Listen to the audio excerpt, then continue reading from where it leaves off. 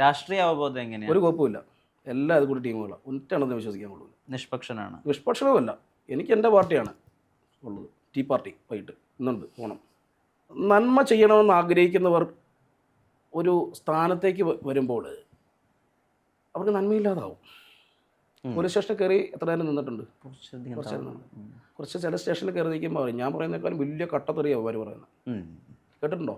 കേട്ടിട്ടുണ്ട്. പോലീസ് സ്റ്റേഷനിൽ നിന്നിട്ടുള്ള പ്രിയപ്പെട്ട പ്രേക്ഷകർക്കറിയാം, പോലീസുകാരുടെ വായിൽ നിന്ന് വീഴുന്ന മണിമുത്തുകൾ അപ്പനെ അമ്മയൊക്കെ വിളിക്കുന്നതാണ് നിൻ്റെ അമ്പലപ്പുഴ ഉണ്ണിക്കണ്. രസകരമായിട്ടാണെന്നറിയോ? സ്ത്രീയുടെ പുതിയ വാക്യങ്ങൾ, ആപ്തവാക്യങ്ങൾ സ്വാധീകരിച്ച് നിർലോഭമായി അവരിങ്ങനെ മൊഴിഞ്ഞുകൊണ്ടേയിരിക്കും. അമ്മയ്ക്കൊക്കെ വിളിക്കുന്നത് കേൾക്കണം, പോലീസുകാർക്ക് വിളിക്കാൻ നിയമമില്ലല്ലേ? സൂരജ് പാലക്കാരൻ തെറി പറഞ്ഞാൽ കുഴപ്പം, പോലീസുകാർ തെറി പറഞ്ഞാൽ കുഴപ്പമില്ല, എന്നിട്ട് എന്നെ ഇങ്ങനെ ഇട്ട് വർണ്ണിച്ചുകൊണ്ടിരിക്കുകയാണ്. സിനിമ എപ്പോൾ തൊട്ടാ മോഹിപ്പിച്ചു? സിനിമ ഭയങ്കര, സിനിമയിൽ അഭിനയിക്കാനൊക്കെ ഭയങ്കര ഇഷ്ടമായിരുന്നു. ഭയങ്കര കൊതിയായിരുന്നേ. നമ്മളൊക്കെ നിനക്ക് സിനിമ അഭിനയിക്കാൻ ഇഷ്ടമല്ലേ? അല്ല, അഭിനയിക്കാൻ ഇഷ്ടമല്ല. ഇഷ്ടമല്ല? ഡയറക്ഷനാണോ? അല്ല, എനിക്ക് ഡയറക്ഷനൊന്നും ഇഷ്ടമല്ല. സിനിമ ഇഷ്ടമല്ല? അല്ല, സിനിമ ഭയങ്കര ഇഷ്ടമാണ്.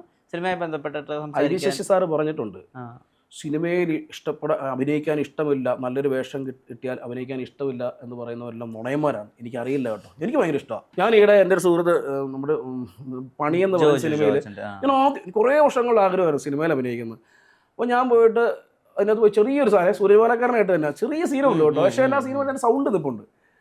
പക്ഷേ ബിഗ് സ്ക്രീൻ എന്ന് പറയുന്ന വലിയ സംഭവമാണ്. എന്തൊക്കെ നമ്മൾ പറഞ്ഞാലും ഞാൻ ഓർക്കുക, ജോജു ഒക്കെ ആ സിനിമയിൽ എത്ര കഷ്ടപ്പെട്ട മേഖലയിൽ വന്നു, ഒരുപാട് കഷ്ടപ്പെട്ട് ഒരുപാട് കരഞ്ഞിട്ടുണ്ട് അദ്ദേഹം എന്നൊക്കെ ഞാൻ കേട്ടിട്ടുണ്ട്. എത്ര നല്ല കാണണം. അവിടെ ഒരു ക്രൂ മൊത്തം എന്നിട്ട് അയാൾക്ക് വേണമെങ്കിൽ ഇനി അഭിനയിച്ചാൽ മതി, പക്ഷേ അയാൾ ആ സിനിമ ചെയ്ത് അയാൾക്ക് ഷൈൻ ചെയ്യാൻ പറ്റില്ല. ആ പടം കണ്ടറിയാം, എൻ്റെ ഏറ്റവും കൂടുതൽ ഷൈൻ ചെയ്തിരിക്കുന്ന കുട്ടികളാണ്. ഇയാളുടെ ഒരു ടാലൻറ്റ് എത്ര രസകരമായിട്ടാണ് ഒരു സാധനം ചെയ്യുന്നത്. കുത്തിയാണ്. കാരണം നാളെ ഇനി നമ്മുടെ മലയാള സിനിമയ്ക്ക് ഒന്നാമത് ഹെൽത്ത് നോക്കാതെ സ്ത്രീകളൊക്കെ ഒരുപാട് ആരാധകരുണ്ട് ഈ ജോജുവിനൊക്കെ. കാരണം ആ ടാലൻ്റാണ്, അതാണ് ഉണ്ടാക്കിയെടുത്ത സാധനങ്ങളാണ്. കഴിവിനേക്കാളും ഒരു നമ്മുടെ ആഗ്രഹങ്ങൾ വളർത്തിക്കൊണ്ട് വരിക. ആദ്യമായിട്ട് സ്ക്രീൻ മുഖം കാണുന്നത് പണിയിലായിരുന്നു. സിനിമയിൽ ആദ്യമായിട്ടാണ്. ആനെ വിളിച്ചിട്ട് ഒരു ചെറിയ സ്നേഹം കൊണ്ടാകട്ടോ, പാലക്കാരനായി തന്നെ. നമസ്കാരം, ട്രൂ ടി വിയിലേക്ക് സ്വാഗതം, സൂര്യ പാലക്കാരൻ എന്നൊക്കെ പറഞ്ഞു അവിടെ കിടന്ന് ഭയങ്കര പോളോ. ഒന്നാമത്തെ ഒരു വൃത്തിയായിട്ട് സൗണ്ട് അല്ലേ എൻ്റെ? അങ്ങനെ ഒരു അഭിപ്രായം ഇല്ല എനിക്ക്. നല്ല സൗണ്ട്. നിന്റെ ആറ്റിറ്റ്യൂഡ് കണ്ടിട്ട് എന്നോട് എന്താ ദേഷ്യമുള്ളവരെ എനിക്ക് തോന്നുന്നു. നിന്റെ മൊത്തത്തിലെ ആറ്റിറ്റ്യൂഡ് ഇങ്ങനെയല്ലേ? നീ അടിതൊരു അഭിപ്രായ വ്യത്യാസങ്ങളുണ്ടാവും, പക്ഷെ എനിക്ക് ദേഷ്യപ്പെട്ടത് കേട്ടോ, എനിക്കൊരു ശാപം കിട്ടും. അപ്പോൾ അങ്ങനെ അതിൻ്റെ അത് പോയി ഞാൻ അത് സ്പോട്ട് ഡബിങ്ങാണ്, ഞാൻ ഡബ് ചെയ്യാനും പോയി. ഇതെല്ലാം വലിയ രസം എന്ന് പറഞ്ഞാൽ എനിക്ക് നമ്മൾ പണ്ടൊക്കെ അറിഞ്ഞിട്ടുണ്ട് ഒറ്റ ടേക്കിലൊക്കെ അതൊക്കെ പറയും. അതൊക്കെ ആദ്യ സമയം തന്നെ ശരിയായി. ഞാൻ ഇനിയുണ്ട്, ഇനി രണ്ടൊന്ന് സിനിമയൊക്കെ വന്നിട്ടുണ്ട്. കോൺഫിഡൻ്റ് ആയി. നമുക്ക് ആ ചെറിയ സാധനം പറഞ്ഞ് പ്രിയ സുഹൃത്ത് ജോജുവിനൊക്കെ വലിയ നന്ദിയുണ്ട് കാര്യത്തിൽ. ജോജുവായിട്ടുള്ള ബന്ധം എങ്ങനെ ആരംഭിക്കുന്നു? കോമൺ ആയിട്ടുള്ള ബന്ധമുള്ളത്, സൗഹൃദമാണ്, അറിയാം, നല്ല സൗഹൃദം, ഇഷ്ടമാണ് അങ്ങോട്ടും ഇങ്ങോട്ടും. അദ്ദേഹത്തിന്റെ കേസുമായി ബന്ധപ്പെട്ടിട്ട് സപ്പോർട്ട് ചെയ്തപ്പോൾ തൊട്ടാണോ ആ ബന്ധം? അത് എങ്ങനെ അറിഞ്ഞേ? അത് ചാനലിലൊന്നും വന്നില്ലല്ലോ. ജോജുവിൻ്റെ കേസ് വരുമ്പം ആദ്യം അവിടെ ഓടിയെത്തുന്നത് ജോജു പോലും അറിഞ്ഞിട്ട് ഇപ്പോഴും അറിയത്തില്ല ജോജുവിനത്. അവിടെ ഓടിയെത്തുന്നത് ഞാനാണ്. പുള്ളിയുടെ ഡിഫൻഡറൊക്കെ അടിച്ച് പൊളിച്ച് അവിടെ ഇട്ടപ്പം ഞാനാ എന്നിട്ട് അന്ന് ബാദുഷയൊക്കെ വിളിച്ച് പറയുകയൊക്കെ ചെയ്തത്. എന്നേ നന്മയുള്ളവർക്ക് ജീവിക്കാൻ പറ്റിയ കാലഘട്ടമല്ല ഇത്. അതുകൊണ്ട് സ്വന്തം കാര്യം നോക്കി, ആരുടെയും കാര്യത്തിൽ ഇടപെടാതെ സ്വന്തം കാര്യം നോക്കി ജീവിക്കുക, നമുക്ക് സേഫായിട്ട് ജീവിക്കാം. അല്ലാത്തവന്മാർക്ക് ഇങ്ങനെ പോലീസ് കേസ് ഉണ്ടാവും, പ്രശ്നങ്ങളുണ്ടാവും, സാമ്പത്തികം ഉണ്ടാവില്ല, സമൂഹത്തിൽ അധമൻ എന്നുള്ള പേര് നിലനിർത്തിക്കൊണ്ട് നമുക്ക് മരിക്കാം. സ്വന്തം കാര്യം ചിന്താവാം.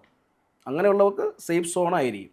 പക്ഷെ ഞാൻ ആ സേഫ് സോൺ ആഗ്രഹിക്കുന്നില്ല. വിഷ്ണു സുരജയുടെ ഇപ്പോൾ ഹൃദയം തൊട്ട് പറയാൻ പറ്റും, ഒരു പ്രതികരണത്തിന് പോലും അല്ലെങ്കിൽ ഒരു അഭിപ്രായ പ്രകടനത്തിൽ പോലും ഒരു വിധത്തിലുള്ള മോണിറ്ററി ബെനിഫിറ്റും നോക്കാതെ ഒരു വിധത്തിൽ ഉറപ്പായിട്ടും പണിയെടുത്ത പൈസ കിട്ടും. അല്ല, അങ്ങനെയല്ല, യൂട്യൂബ് റവന്യൂവിനെ പറ്റിയല്ല ഞാൻ പറയുന്നത്. പണം വാങ്ങി ട്രൂ ടി വി എപ്പോഴെങ്കിലും ഒരു പ്രതികരണം നടത്തി? ഇതുവരെ ചെയ്തിട്ടില്ല. പണം വാങ്ങി പ്രതികരണം നടത്തില്ല.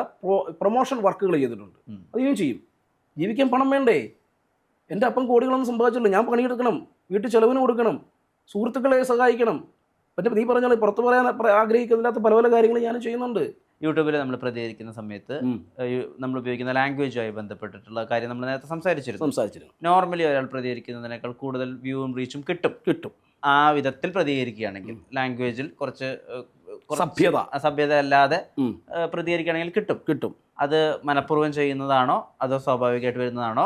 അതിൽ എത്രമാത്രം സത്യസന്ധത പറയാൻ പറ്റും? ഞാൻ ചെയ്തുള്ള വാർത്തകളെല്ലാം ഇങ്ങനെ ഇഷ്യൂസ് വരുന്ന വാർത്തകളാണ്, പ്രശ്നങ്ങളുണ്ടായിരുന്ന വാർത്തകൾ. ഒരു മരണ വീട്ടിൽ അല്ലെങ്കിൽ ഈ പറയുന്ന കഴിഞ്ഞ ദിവസം പറഞ്ഞ ഈ മറ്റേ പയ്യൻ മരിച്ചില്ലേ, അവിടെയൊക്കെ ചെല്ലുമ്പോൾ എൻ്റെ ഉള്ളിലുള്ള വട്ട് കൂടും. അറിയാതെ പറഞ്ഞു പോണതാണ്. ഞാൻ പറഞ്ഞിട്ടുണ്ട്, പലരും അസഭ്യം പറയരുത് എന്ന് പറഞ്ഞ് ഞാൻ ഈ വാർത്ത ചെയ്യുമ്പോഴും എന്താണെങ്കിലും പൊട്ടിത്തെറിക്കുന്നത് എനിക്കറിയത്തില്ല. ഒരുപക്ഷെ ഒരു മാനസിക രോഗമായിരിക്കാം. നിർത്താൻ നോക്കുന്നുണ്ട്, ഒന്നെങ്കിൽ പണിയെ നിർത്തിയേക്കാന്നുള്ള കരുതുന്നുണ്ട്, മറ്റെന്തെങ്കിലും മേഖലയിലേക്ക് പോവുക, ജീവിക്കണ്ടേ. ഒരു മരണ വീട്ടിലൊക്കെ പോയിട്ട് പ്രതികരണ വീഡിയോ ചെയ്യാറുണ്ടല്ലോ, ഈ മരണം നടന്ന സ്ഥലത്താണ് ഞാൻ നിൽക്കുന്നത് എന്നൊക്കെ പറഞ്ഞിട്ട് ഒരുപാട് സംഭവങ്ങൾ അങ്ങനെ ഞാൻ കണ്ടിട്ടുണ്ട്.